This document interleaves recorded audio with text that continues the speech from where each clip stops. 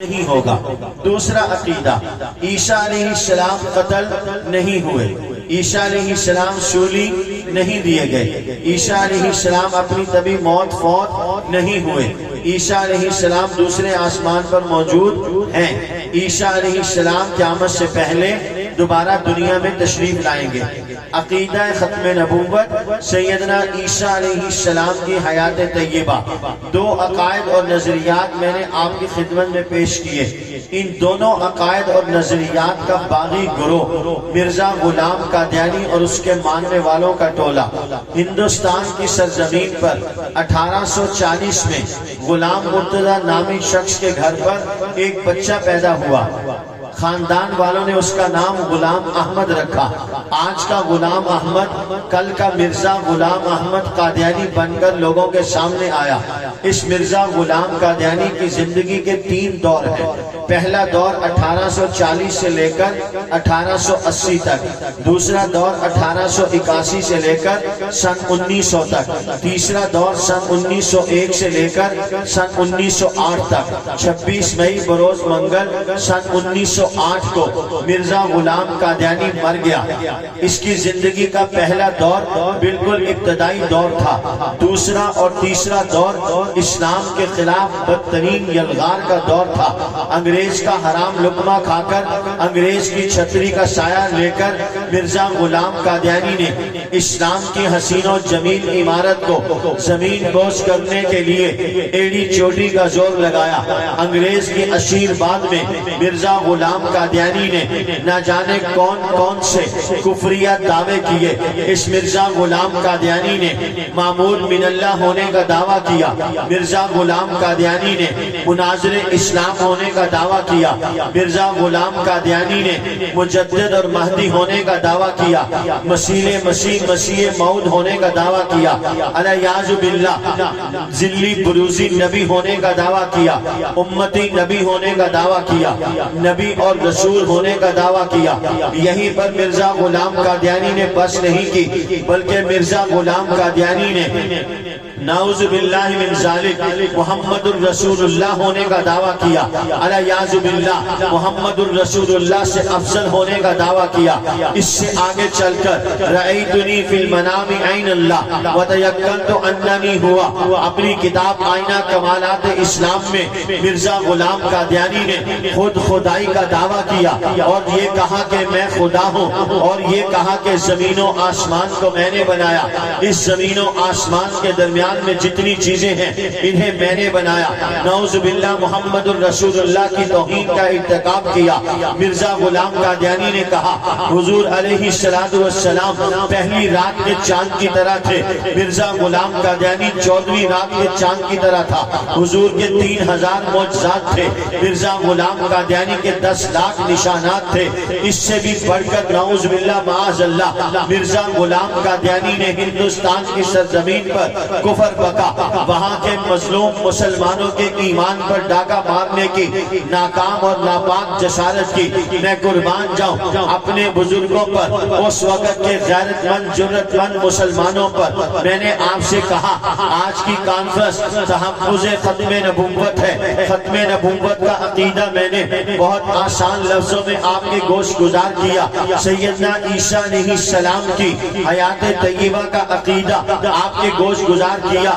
میرا آپ کا ایمان ہے، میرے آپ کے ایمان کا تحفظ ہے۔ ہر عقل مند آدمی اپنی قیمتی چیز کی حفاظت کرتا ہے۔ یہ میرا بھائی اپنا موبائل لے کر بیٹھا ہے، یہ بات جانتا ہے یہ قیمتی ہے، یہ اس کی حفاظت کرتا ہے۔ میں آپ اپنی قیمتی چیز کی حفاظت کرتے ہیں۔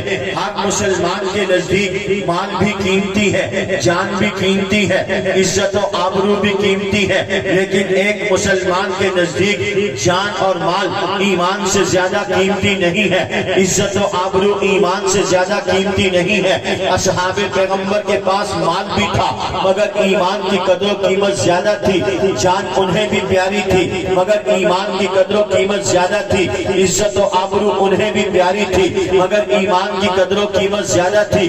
جناب حضرت صہیب رومی رضی اللہ تعالی عنہ اللہ کے نبی کی محبت میں مکہ پاک تشریف لے آتے ہیں۔ اللہ اللہ کے نبی کے سامنے پیش ہوتے ہیں، جسم ڈھانپنے کے لیے پورا کپڑا بھی نہیں ہے، جسم کو چھپانے کے لیے پورا کپڑا نہیں ہے، اللہ کے نبی کے ہاتھ میں ہاتھ دیا، اسلام قبول کیا، کلمہ پڑھا، رب کائنات کی توحید پر ایمان لائے، محمد الرسول اللہ کی نبوت اور رسالت کو دل و دماغ کی تازہ گہرائیوں میں پرورش کیا، حضور کی ختم نبوت کو دل و جان سے قبول کر لیا۔ حضرت صہیب رومی آج روم سے تشریف لا کر مکہ کی سرزمین پر رہنے لگے ہیں، بسنے لگے ہیں، ایمان قبول کیا ہے۔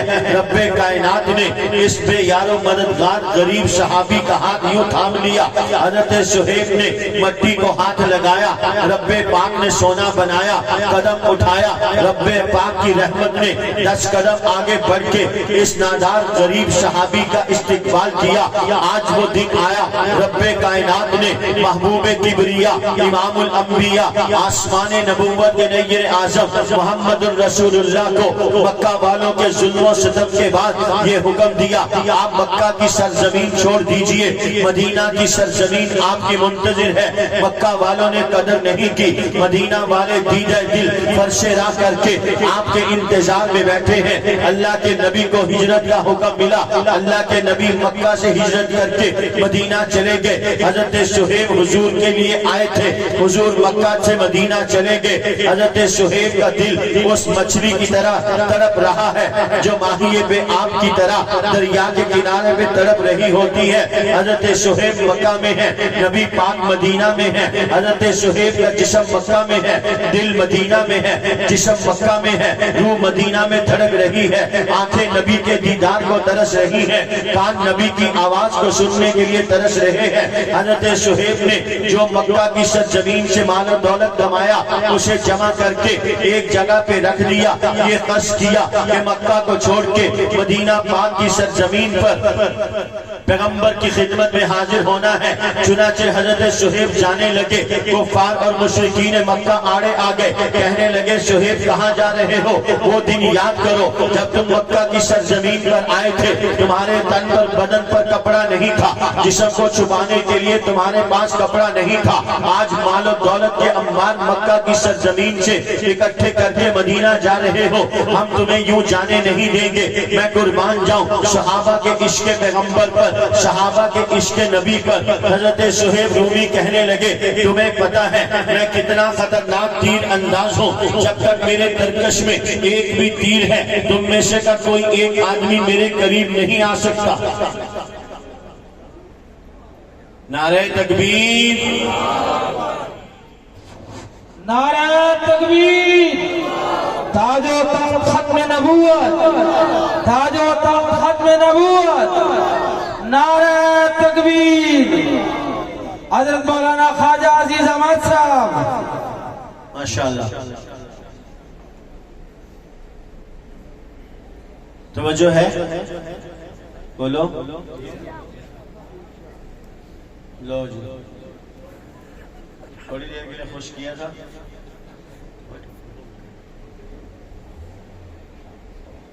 حضرت صہیب رضی اللہ تعالیٰ عنہ سے مشرکین مکہ نے کہا مال یہاں سے کمایا، اتنا مال لے کے تم جا رہے ہو، ہم تمہیں اس مال کے ساتھ مدینہ نہیں جانے دیں گے۔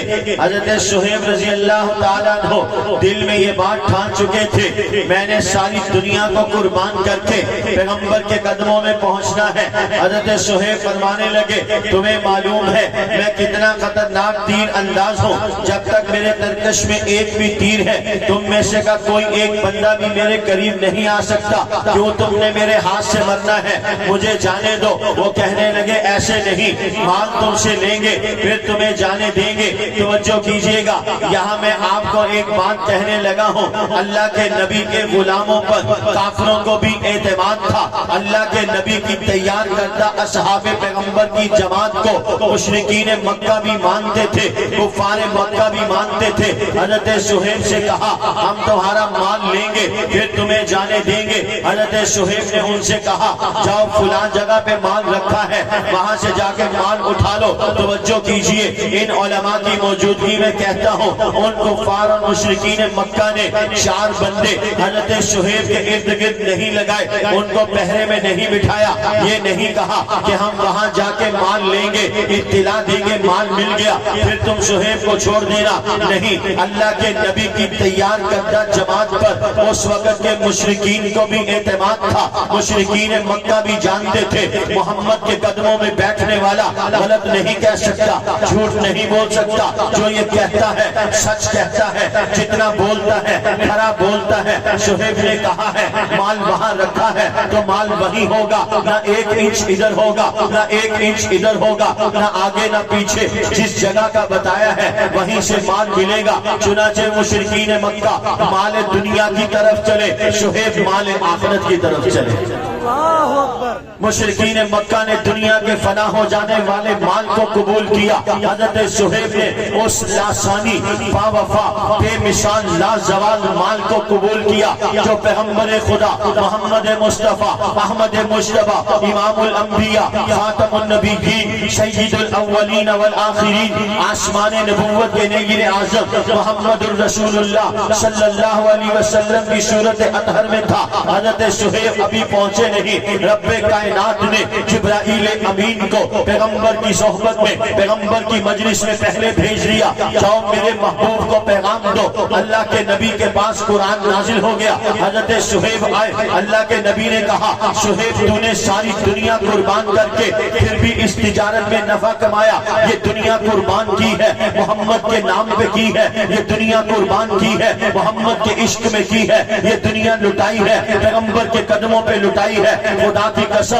میں دل و دماغ کی تحتا گہرائیوں میں یہ بات اتارنا چاہتا ہوں، آج میرا آپ کا حضور کے نام پہ اگر نقصان ہوا ہے میرے رب پر مجھے یقین ہے وہ نقصان دنیا میں اس سے کئی درجے زیادہ اچھے طریقے سے اللہ پورا کریں گے، وگرنہ یاد رکھو نبی کے نام پہ تکلیف آئے گی جنت میں راحت ملے گی، نبی کے نام پہ مال جائے گا جنت ملے گی، نبی کے نام پہ دنیا جائے گی انبیاء کی ہمسائیگی ملے گی، نبی کے نام پہ قربانی ہوگی شہداء صدیقین کی ہمسائیگی ملے گی۔ یہ اللہ کا قرآن کہتا ہے من یطع اللہ والرسول فاولئک مع الذین انعم اللہ علیہم من النبیین والصدیقین والشہداء والصالحین وحسن اولئک رفیقا۔ تم نے دنیا قربان کی پیغمبر کے نام پہ، مال لٹایا پیغمبر کے نام پہ، آج جو ساتھی آ رہے تھے وہ نبی کے نام پہ آ رہے تھے، نبی کے عشق میں آ رہے تھے، تاج ختم نبوت کی حفاظت میں آ رہے تھے، ذات پیغمبر کی حفاظت میں آ رہے تھے۔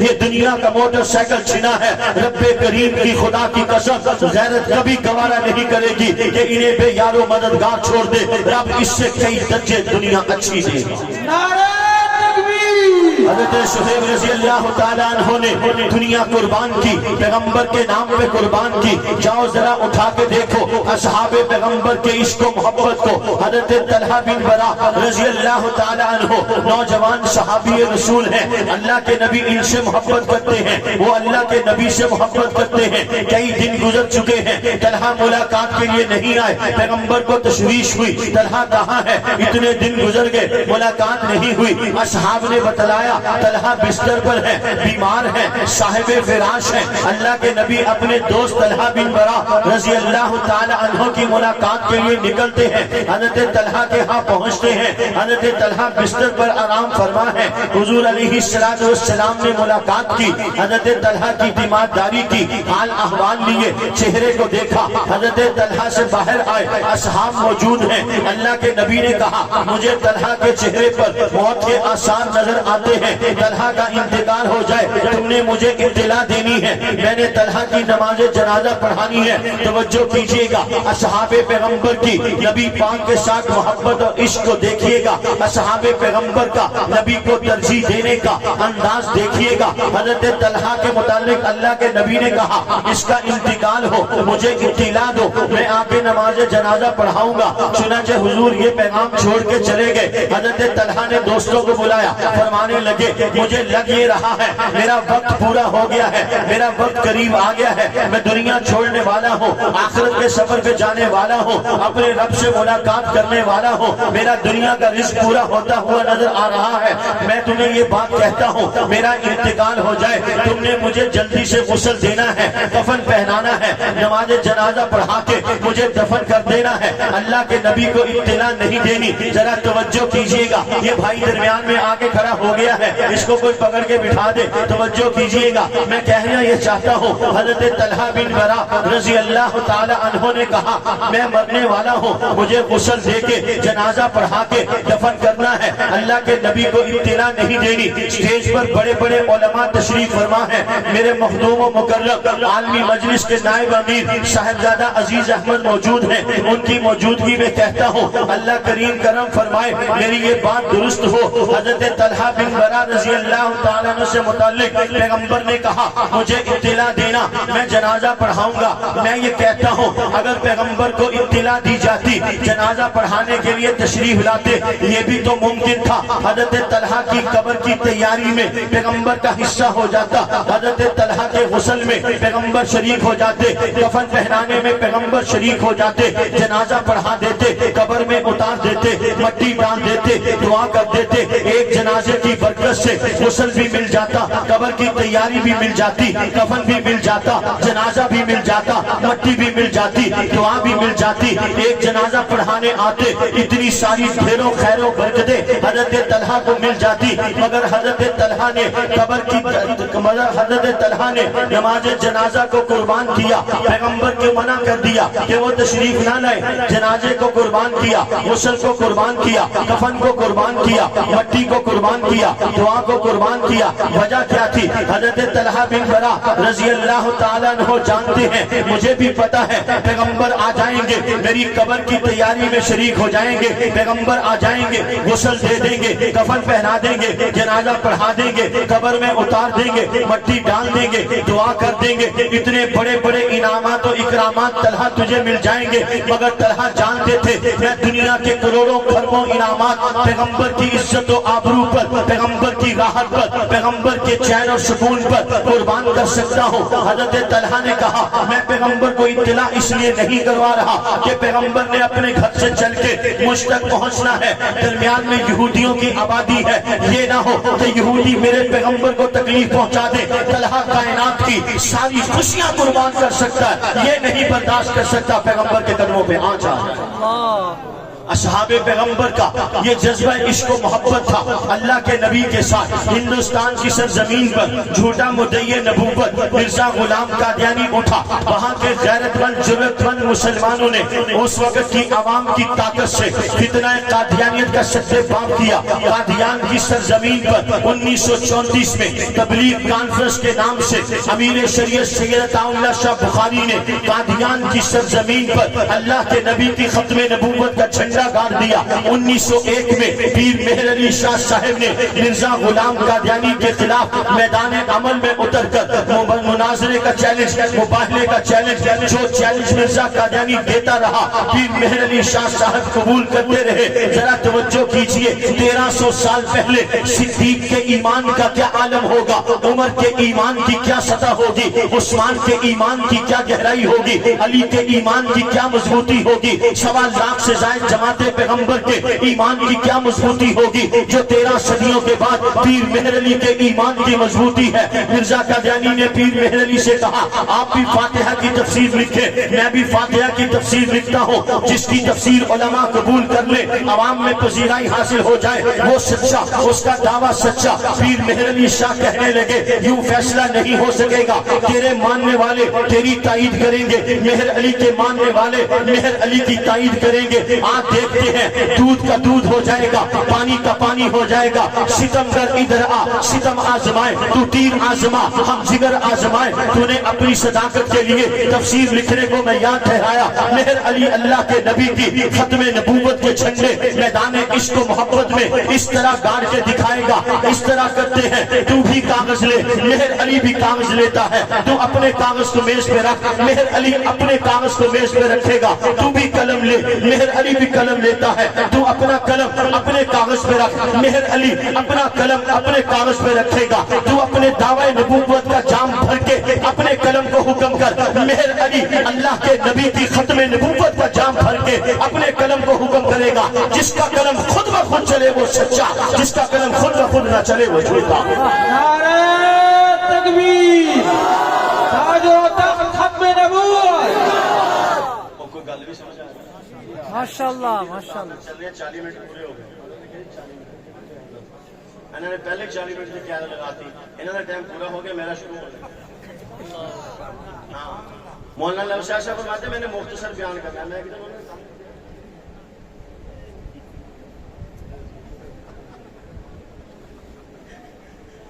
بات سمجھ میں آئی یار, تسی بول دے نہیں تسی میرے نال ناراض ہو. کچھ سچی بولی جاؤ, کچھ بولو تو ہاں نہ کرو. کوئی بات سمجھ میں آئی؟ تین بہت سب چیز کانے لپیٹ کے بہ گیا. بات سمجھ میں آ گئی؟ کتنی باتیں میں نے اب تک عرض کی ہیں؟ 2 عقائد اور تیسری ان 2 عقائد کے خلاف اٹھنے والی تحریک کا کلا کما. مرزا غلام قادیانی اٹھا, اس کے خلاف ہمارے اکابر اٹھے. ہندوستان کی سرزمین سے اس فتنے کا تعاقب شروع ہوا. قادیان میں کانفرنس ہوئی بحمد اللہ تعالی. بڑی میرے جملوں پہ غور کرنا, یہ ان بزرگوں کی جوتیوں میں بیٹھ بیٹھ کے موتیوں کی طرح جملے پرونے لگا ہوں. آپ کی میری جماعت عالمی مجلس تحفظ ختم نبوت بڑی سنجیدگی کے ساتھ, شائستگی کے ساتھ, متانت کے ساتھ اس ملک و ملت کی سرزمین کو آئینی طور پر قادیانیت کے خلاف جد و جہد کر کے اپنی تحریک کو آگے لے کے چل رہی ہے. الحمدللہ ثم الحمدللہ اکابر نے جو لائن دی, جو راستہ دیا, جو طریقہ دیا, اس سے 1 انچ نہ بائیں نہ 1 انچ دائیں, نہ رفتار بڑھائی نہ کم کی. جس رفتار پر, جس ٹریک پر, جس انداز میں چلا کے گئے, آج بھی الحمدللہ غلامان پیغمبر, عاشقان مصطفیٰ, شمع رسالت کے دیوانے اور پروانے عالمی مجلس تحفظ ختم نبوت کی صورت میں اس ٹریک پہ چل رہے ہیں. اور انشاءاللہ الرحمن جب تک ہم اپنے اکابر کے ٹریک پہ چلتے رہیں گے, رب کائنات کی نصرت آتی رہے گی, ختم نبوت کے کاج کو فتح ملتی رہے گی, قادیانیت کو ذلت ملتی رہے گی. 1947 میں پاکستان بنا, 53 میں تحریک چلی, 10,000 سے زائد مسلمانوں نے جامع شہادت نوش کیا. 7 ستمبر 1974 کو نیشنل اسمبلی آف پاکستان نے قادیانیوں کو غیر مسلم اقلیت قرار دیا. امتناع قادیانیت آرڈیننس 26 اپریل 1984 کو نافذ ہوا. قادیانی شاعر اسلام استعمال نہیں کر سکتے, اس کے خلاف قادیانیوں نے عدالتوں کا راستہ اختیار کیا. لوئر کورٹ میں گئے, سیشن کورٹ میں گئے, ہائی کورٹ میں گئے, سپریم کورٹ آف پاکستان میں گئے, اسی طرح سپریم کورٹ آف ماریشس میں گئے. جہاں جہاں قادیانی گئے, غلامان پیغمبر, عالمی مجلس تحفظ ختم نبوت کے بزرگ اکابرین, مناظرین اسلام, شمع ختم نبوت کے پروانے قادیانیوں کے پیچھے جا کے ختم نبوت کا ڈنکا بجاتے رہے. قادیانی لوئر کورٹ میں گئے, اللہ نے کرم کیا, ختم نبوت کا بول بالا ہوا, قادیانیوں کا منہ کالا ہوا. قادیانی ہائی کورٹ میں گئے, رب کائنات نے ختم نبوت کے دیوانوں کو اور عزت سے سرفراز کیا, قادیانیوں کو ذلیل و رسوا کیا. قادیانی سپریم کورٹ میں گئے, رب کائنات کے فضل و کرم سے غلامان پیغمبر, عاشقان مصطفیٰ کی جماعت سپریم کورٹ آف پاکستان میں گئی. رب کائنات نے وہاں پر بھی قادیانیوں کو ذلیل و رسوا کیا, ختم نبوت کے پرچم کو بلند کیا. قادیانی ماریشس میں گئے, جہاں پر یہودی اور عیسائی جج بیٹھے تھے, وہاں پر مقدمہ دائر کیا گیا. قادیانیوں نے اپنے آپ کو مسلمان شو کرنے کی کوشش کی, وہاں کی عدالت نے پاکستان سے رجوع کیا. رابطہ عالم اسلامی کے ذریعے سے آپ کے اکابر مولانا محمد یوسف لدھیانوی, شیخ المشائخ خواجہ خواجگان مولانا خواجہ خان محمد قدس اللہ سرہ سے رابطہ ہوا. ڈاکٹر جاوید, ڈاکٹر محمود احمد غازی ان جیسے بڑے بڑے شعمائے ملت ماریشس کی عدالت میں گئے، رب کریم نے کرم کیا، توجہ کرو، یہودی اور عیسائی جج بیٹھا ہے، نبی کی ختم نبوت کا پرچم بلند ہو رہا۔ مرزا غلام قادیانی سے متعلق اس جیوری نے فیصلہ دیا، جس ملک کے باسی پاکستان کے مسلمان قادیانیوں کو اسلام کا سرٹیفکیٹ نہیں دیتے، ہم بھی قادیانیوں کو اسلام کا سرٹیفکیٹ نہیں دیتے، یہ آپ کی جماعت کی محنت ہے جو الحمدللہ آج تک چل رہی ہے، اور انشاءاللہ الرحمن جب تک روئے زمین پر ایک بھی جھوٹا مدعی نبوت موجود ہے ہماری تحریک چلتی رہے گی انشاءاللہ۔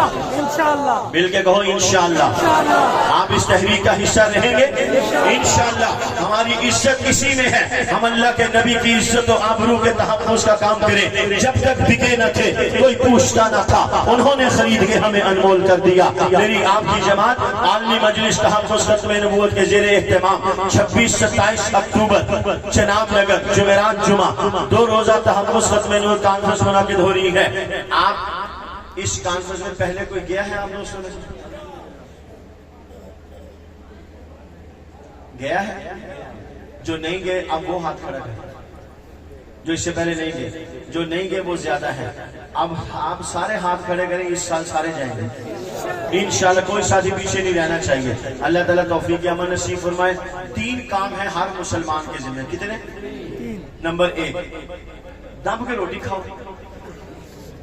دب کے سوو، اور جلسے جا کے بالکل نہ بولو۔ 3 کام یاد ہو گئے؟ رج رج کے روٹیاں پھڑکاؤ، دیگا چٹ کر دو، گھر جا کے کھوتے بیچ کے سو جاؤ، گھوڑے مہنگے ہو گئے، کھوتے سستے ہیں، اور جلسے جا کے بولنا بالکل نہیں ہے۔ یاد ہو گئے؟ دیکھنا یہی کرنے 3 کام ہے ہر مسلمان کے ذمہ۔ کتنے؟ نمبر 1 اس پیغام کو عام کرنا ہے حضور اللہ کے آخری نبی۔ اسکول، کالج، یونیورسٹی، مسجد، مدرسہ، ڈاکٹر، انجینئر، تاجر، عوام، ہر بندہ اپنی ڈیوٹی سمجھے، یہ میری ڈیوٹی ہے۔ حضور نے مجھ سے پوچھ لیا تم نے میرے لیے کیا کیا؟ اس سوال پر سارے غور کریں۔ اگر اللہ کے نبی صلی اللہ علیہ وسلم پوچھ رہے ہیں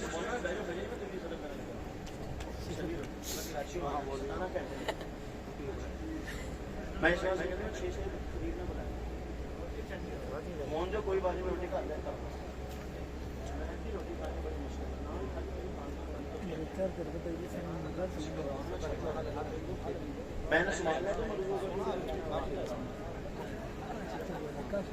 بات سنو جی، میں اپنے کام اور مشن کی بات کر رہا ہوں، کوئی قصے کہانیاں نہیں آپ کو سنا رہا۔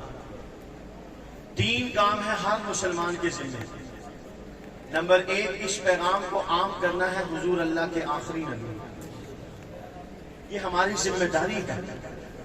اگر حضور علیہ السلام یہ سوال کر لیں میری ناموس نبوت زد پر تھی، قادیانی بلائیں بھیس بدل بدل کر میرے دین پر حملہ آور ہو رہی تھی، تم نے میرے لیے کیا کیا؟ میرا گھر، میری کار، میری کوٹھی، میرا بنگلہ، میرا مدرسہ، میری بیوی، میرے بچے، یہ میرا تمہیں سب یاد تھا؟ کبھی تمہاری زبان پر یہ بھی آیا میرے نبی، میرے حضور، میرے لیے تم نے کیا کیا؟ تو جسٹس میاں محبوب کہتے ہیں ختم نبوت تقدیر کائنات پر وہ مہر کامل ہے جس کی پاسبانی کا فریضہ اللہ رب العزت نے اس امت کے سپرد کیا ہے۔ کل قیامت والے دن میدان محشر میں مجھے یقین ہے یہ امت صف اول میں کھڑی ہوگی، کوئی اپنے آنسوؤں کی جھڑی پیش کرے گا، کوئی اپنے خون کا نذرانہ پیش کرے گا، کوئی اپنے مال کی تجوریوں کو پیش کرے گا۔ اللہ کے محبوب اپنے محبوب کے اس نذرانے کو پیش کریں گے۔ جسٹس میاں محبوب کہتے ہیں کاش اس فہرست عاشقاں میں کہیں آپ کا نام بھی ہو، کہیں اس عاجز کا نام۔ بڑا اونچا کام ہے۔ جنہیں اس کام کا نشہ لگا خدا کی قسم مر گئے، کام نہیں چھوڑا۔ جنہیں اس کام کا نشہ نہیں لگا انہوں نے کام چھیڑے نہیں سمجھے۔ جنہیں اس کام کا نشہ لگ گیا وہ اس نشے میں مر گئے، اور جنہیں نشہ نہیں لگا انہوں نے کام کو چھیڑا ہی نہیں۔ یہ نبی کی عزت و آبرو کے تحفظ کا کام ہے، نبی کے عشق اور محبت کا نشہ ہے، یہ میں عشق ہے۔ شراب ایسی بھی ہے جہاں میں جو ہوش میں لائے آدمی کو، शराब ऐसी भी है जहां में जो होश में लाए आदमी को, वो देखो जामे इश्क पैगंबर पीकर बहकने वाले संभल रहे। अल्लाह के नबी के नाम पर खत्म नूर का काम करेंगे, हुजूर की इज्जत आबरू पर पहरा देंगे। नंबर 3, कादियानी मसनूआत और कादियानी इदारों का बाइकाट। इस्लामी गैरत और मोहम्मद रसूलुल्लाह की मोहब्बत का तकाजा है। शीजान, जायका घी, शाता शुगर, ये कादियानियों के बड़े बड़े खरबों रुपए के प्रोजेक्ट हैं जो बदकिस्मती से मुसलमान चला रहे हैं। मुसलमान शीजान खरीदता है, मुसलमान शीजान बेचता है, मुसलमान मशमूम का पानी इस्तेमाल करता है, मुसलमान खरीदता है, मुसलमान बेचता है। तो गैरतमंद मुसलमान अपने नबी के दुश्मनों की चीजें खरीदता बेचता नहीं है। पैगाम पहुंचाना हमारी ड्यूटी थी, अमल करना आपकी ड्यूटी है। कम से कम आम में से अगर कोई बहरा हो, आम में से कोई बहरा तो नहीं है, कोई है उन तो पता ही नहीं लगे उनकी कह रहे हो काम ही हाथ की खड़ा करेगा, वो तो है ही बहरा। अगर उसके साथ कुछ सुनने वाला बैठा हो, वो उसका हाथ पकड़ के खड़ा करते कि ये बहरा है। कोई बहरा हो तो वो तो कह सकेगा, सुनने वाले क़यामत वाले दिन ये नहीं कह सकेंगे हमें किसी ने बात समझाई, हमारे पास कोई आया नहीं था। तो इसलिए मेरा आपका ईमान हुजूर अल्लाह के आखिरी नबी ईसा अलैहिस्सलाम आसमान पर मौजूद, क़यामत से पहले दोबारा दुनिया में तशरीफ लाएंगे। मिर्जा गुलाम कादियानी और उसके मानने वाले झूठे, दायरा इस्लाम से खारिज, कादियानी मसनूआत का बाइकाट, इस्लामी गैरत और मोहम्मद रसूलुल्लाह की मोहब्बत का तकाजा है। अल्लाह ताला हम सबको अमल करने की तौफीक अता फरमाए। व आखिरु दावाना अनिल हम्दुलिल्लाहि रब्बिल आलमीन।